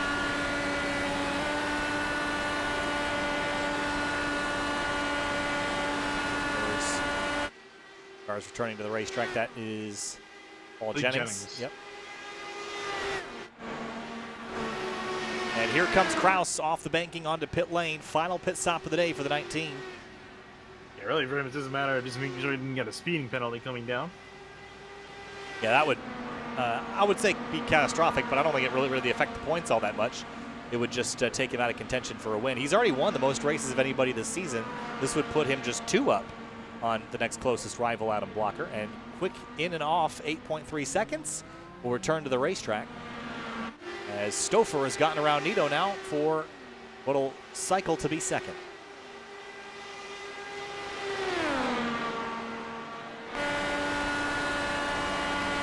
It's simply going to go back and forth till the checker flag comes out. There's not really much for them there. About, I don't know where they're trying to find out where they are. About, is that right? 3 or 4 seconds behind Phil Kraus is showing you. Yep, about 2.6 is my best guess. 1 car between them. Actually closer than I thought it was going to be. But Kraus would still had a little bit more lead coming out. Well, 2.5 seconds might as well be 12. I don't think these two have the pace to run Kraus down at this point. He is just in command. And this is not how I thought this race was going to go. Kraus led some laps early, but the 0-2 was the dominant car, the one that was very hard to pass. Harder to pass than Ryan Newman or a kidney stone, either one. But he's been stuck out. He was stuck out front earlier on the bottom, and then just faded. Yeah, he's falling like a rock through the order. He's now got Joe Branch 1.3 seconds behind him, and that's going to be a battle for essentially 4th place when this all cycles out. David Adams on pit lane. Evan Adams. Oh, look out. That's a missed pit road entry. Yeah, he did. He's going to get a penalty for that, too. Yeah, that's a shame. Was running inside the top 10, running well. Sure, Jennings is probably going to be happy with that because Jennings, he missed his pit box and lost some time, and he was battling with Evan Adams, so he's going to be glad that Evan is going to get a penalty. He's going to essentially be out of the running for that position. So, turn the lead back over to Kraus with 25 laps to go. And now even the battle for second has fizzled. Stoffer more in command of that than I previously thought, 0.7 of a second. So this race, all the action was sort of quelled by those opening 2 or 3 cautions in the first 50 laps of the race and sort of shaped up quietly the championship fight. I mean, we took out 2 of the competitors in the top 5 of that championship battle. They will no longer realistically have a shot at a championship unless Blocker and Kraus have major missteps for all 3 of the next 3 rounds. Yeah, that's so I think be a tall ask. Yeah, I mean, we're looking at a Kraus and Blocker battle again. Yeah, I'm curious to see again with Blocker missing this round. Hopefully he's going to show up the next few weeks. He's got to bring his A game because Kraus essentially is going to get -1 point for not starting on pole. Is going to get max points. If he keeps this up, he should be able to get most laps to end, if I'm not mistaken. He should be very close to that, if I'm not mistaken. Should be at around 40 some odd. Kraus has led 57. Stoffer has led none. Wilson Nito's led 5. Halaba's led 60. So yes, it's going to go to Kraus if he leads 3 more.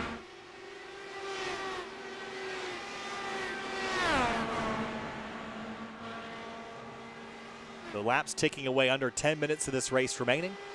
And again, our next race is a long ways off. It'll be September 26th at WeatherTech Raceway Laguna Seca. Then following will be the 3rd of October at Iowa Speedway, and the season finale will be October 19th at Fontana, California. Yeah, also good to hear that real life Iowa's back on the schedule, not just for 1 round, for 2 rounds. Yeah. That Speedway is looking a little bit iffy for its future. I'm glad to see that IndyCar's coming back there.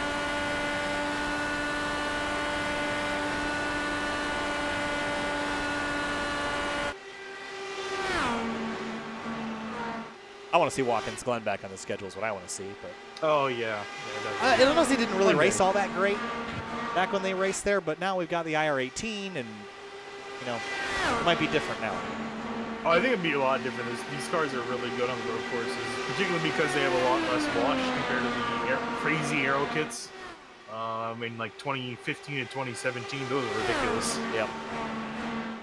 Stoffer and Nito still battle for second. This is the only real interesting one on the racetrack at the moment. Everybody else has sort of figured it out. And for Nito, this will be, if he finishes 2nd or 3rd, it'll be his best finish that he's had this season, which I'm sure he'd be happy to have. Let's see here, unless he gets too aggressive with Stoffer, both of them end up in the wall. That's the last thing both of them need. I'd hope that they wouldn't put that much on the line for a step on the podium. I mean, it's neither of them are in serious championship contention. Nito is all the way back in, I believe, 16th in points? No, 20th. Chris Stoffer is back in 8th, so still something for Stoffer to race for, but it's not a championship. It's more of like a top 5 that he's racing for. Here's Aaron Roof, and whoa, that's tight. There's Paul Jennings. This is for 7th.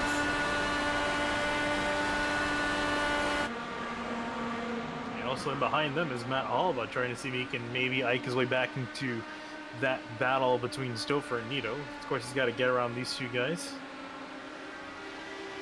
Nito up to second.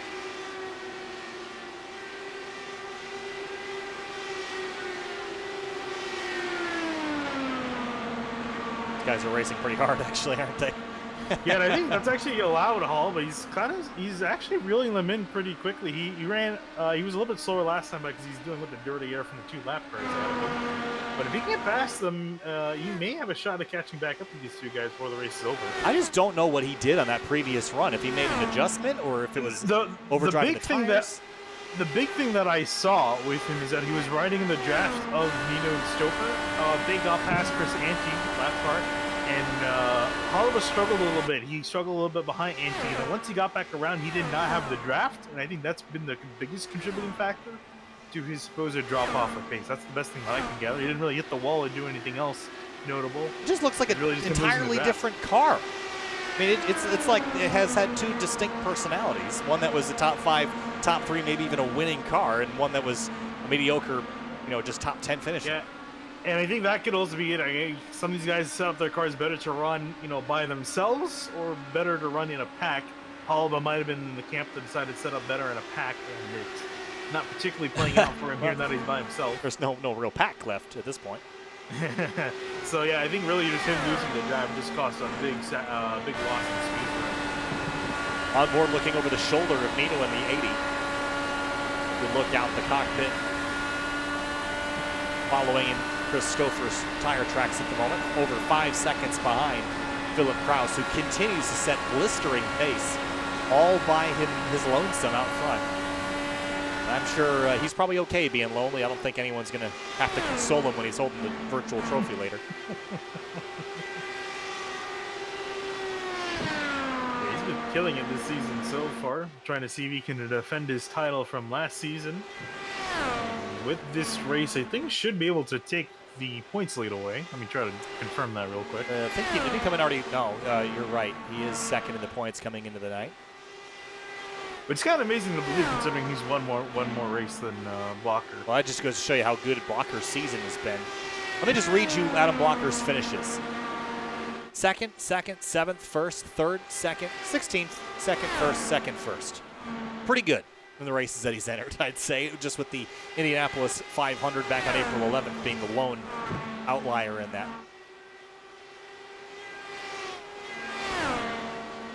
Yeah, and I think with this, Kraus is going to take the points back. But it's kind of amazing that that's including the fact that Kraus has made 2 more starts than Blocker, that he's just going to take the points lead back by, I think, only a margin around 10 points. Pretty amazing, to say the least. 9 laps to go for the race leader. Second, still a question mark. Well, all the wild craziness at Kansas that usually comes, we condensed into about a 35-lap segment at the beginning of the race. Just want to find out how things got to this point. Whoa! I have to go back to the beginning. What you got? Hala had an interesting incident with the lap car. Well, I hear interesting incident. I want to go look at it. Let's ride on board. It's going off of turn number 2. Whoa! Whoa, yeah. Certainly had to crush some of the momentum coming out of the corner here. Actually, I'm a bit surprised you talked about Hall being off the pace, but I'm kind of surprised that Joe Branch is expecting to catch back up to Hall and just has been nowhere near him. He's 4 seconds behind. Now, Branch is another one that had a really good start to this race and is not having a bad race. He's top 5. Let's not pretend like it's a disaster, but definitely seemed like he was more of a contender earlier. Yeah, his best qualifying effort by a long shot. His best qualifying effort beforehand was 8th. So qualified all the way up in 2nd place this round. I mean, he still made some pretty good effort of it. He's pretty much stayed inside the top 5 all day, other than maybe a few incidences earlier in the first 50 laps where he's running, I think, 6th or 7th. But a really solid day for Branch up near the front of the field consistently. Back up to Stoffer and Nito. Still the closest battle on the racetrack. I'm sure they're getting pretty tired of seeing each other at this point. I know they've been around each other all race. And it's coming down to the wire here. 5 laps to go for them.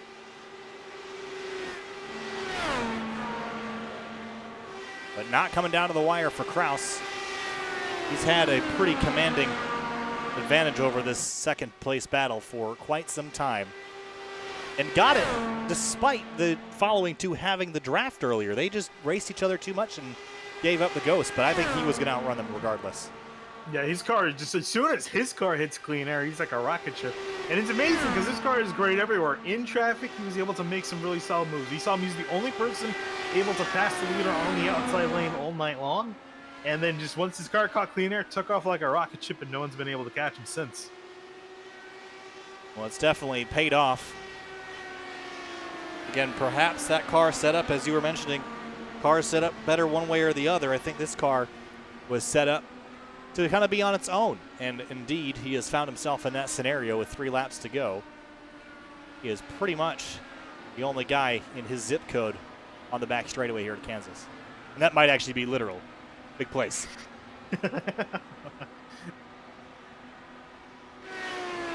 2 laps to go for Philip Kraus.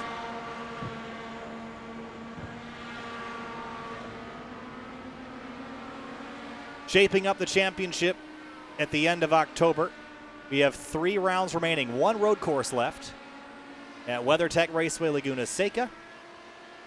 We have 2 ovals left at Iowa Speedway on October 3rd and Auto Club Speedway on October 26th to round out the rest of the season.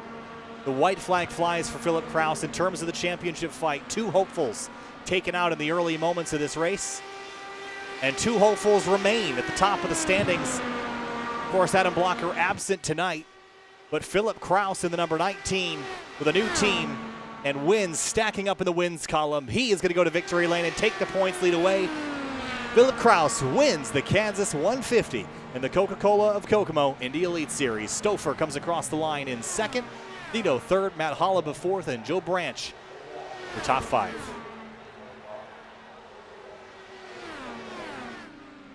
That's domination, I'd say. Yeah, pretty much so. I mean, didn't dominate the entirety of the race. We saw Hollaba do a good, large majority of that, but ever since we saw that first set of green flag pit stops, Kraus got up ahead and just stayed there the entire way. No one was able to touch him after that. Yep. Kraus picks up his 5th win of the 2021 season. And is going to celebrate this one on the front straightaway.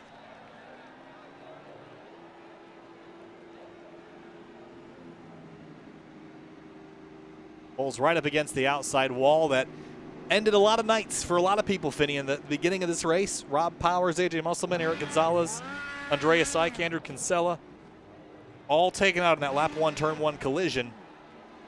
So many things would have been different had that not happened.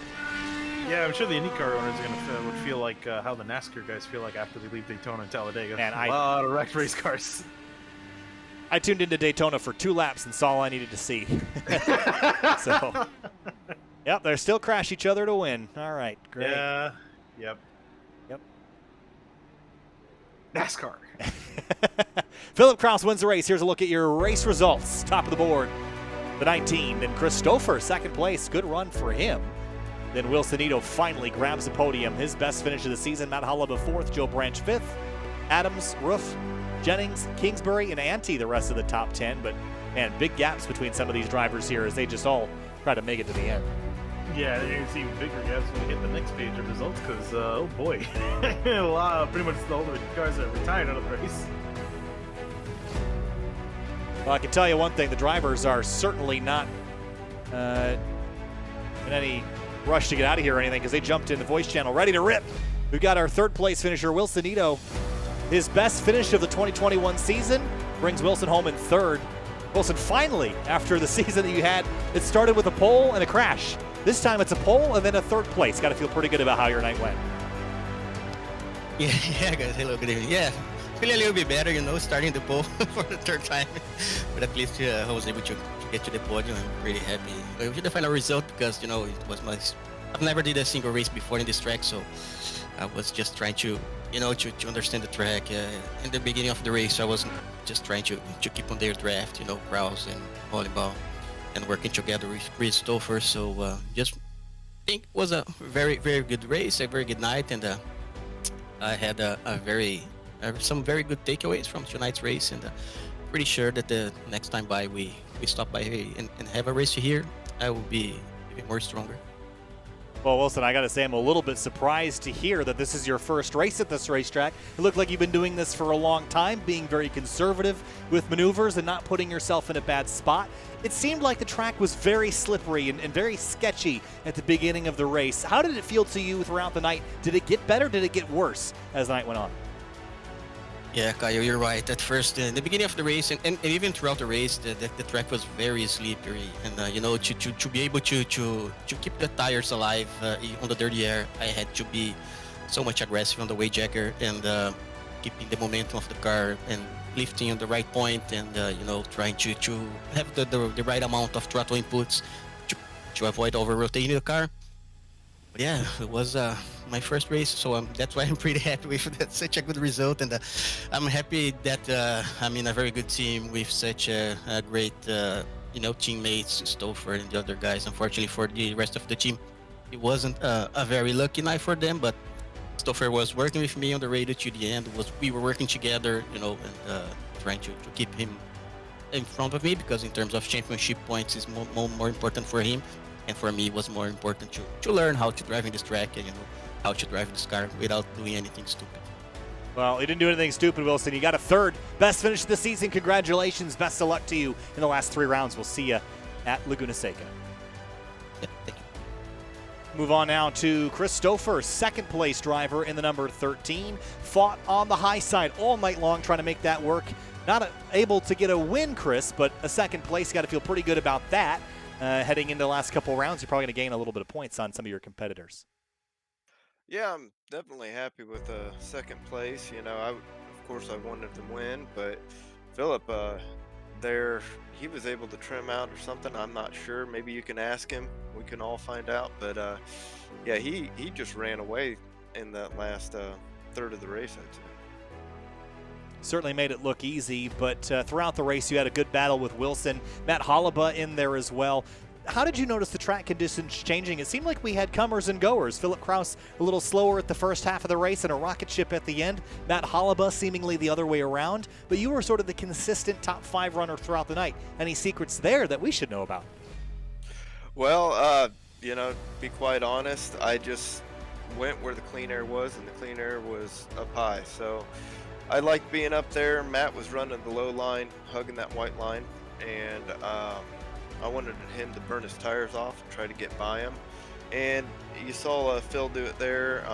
I know I was able to do it at one point during the race, so the strategy was working out. But you know, once Phil got around us, it was just Phil Kraus show at that point. But yeah, it was just staying in clean air. I like the high line here. It's one of my favorite tracks just because the high line works so well. So you know, be able to come home second, and then of course have my teammate right behind me. That was a good race. Chris Stoffer, second place tonight in the Kansas 150. Best of luck to you at the next round. We'll see you at Laguna Seca. Thank you. Thank you. Philip Kraus picks up his 5th win of the season and just ran away with it there at the end. Chris was asking, did you trim yourself out? Because it looked like that car picked up a whole bunch of pace, but a fantastic job again. But heading into Laguna Seca, you're looking really, really good. To answer Chris's question, I didn't trim out any from the start of the race. I was just running a bit too low on the aero. So when we were behind Matt at the early stages, I definitely was struggling behind him. I didn't feel like I could overtake. I just got a bit lucky with the pit cycle. I pit under yellow, they didn't, so I could stretch it extra 6-7 laps and pull out the pace in the clean air and really capitalize on the speed of the car today. Well, we've got a road course left, a short oval, and the big oval at Auto Club. I think everyone's mind is going to shift towards that Fontana race and the chaos that can ensue at a track that big. How much preparation goes in the next 3 rounds? Do you focus on one or the other, or do you try to split them all equally? It really depends on what the new build offers us, because they're completely overhauling the road tires. So if the car drives a lot differently on the road, we're going to have to put a bit more work into Laguna Seca than we would want to, because you know, it's completely new to us potentially, and then you don't want to struggle on the road courses, because Adam is super strong on the road courses, as he's shown throughout his time in Elite, Lionheart, and any other league, and definitely want to finish second to him if I can, or maybe beat him, but after that, definitely Auto Club's the focus, and I feel like for my SOWC, we got a really good baseline if that still carries over, so looking forward to it. Philip Kraus wins his 5th race of the season. Best of luck to you at Laguna Seca. We'll see you in about a month. Thank you. Thank you for the coverage, Joel. Thank you.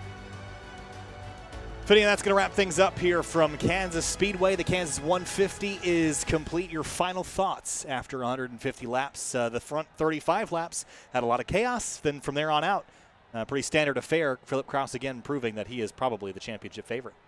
Yeah, definitely did a great job working his way through the race. As he mentioned, too, caught a little bit of luck with just strategizing himself to pit later under that final caution. Gave him enough of an edge to get himself up in front. Just drove a really good race after that. So pretty much all said and done. Did exactly what he needed to do to get himself ahead of Blocker coming out of this round. We'll see now what Blocker's got in store for the final 3 rounds as the championship battle heats up. All right, well, our next race is going to be a little while away. It's going to take us all the way to September 14th. The Monterey Grand Prix from WeatherTech Raceway at Laguna Seca. 45 laps in about 2 weeks' time. We'll see you there for the 15th round of the season. Thanks so much for watching. I'm Kyle Heyer alongside Finney DeCuna. We'll see you next time from Laguna Seca.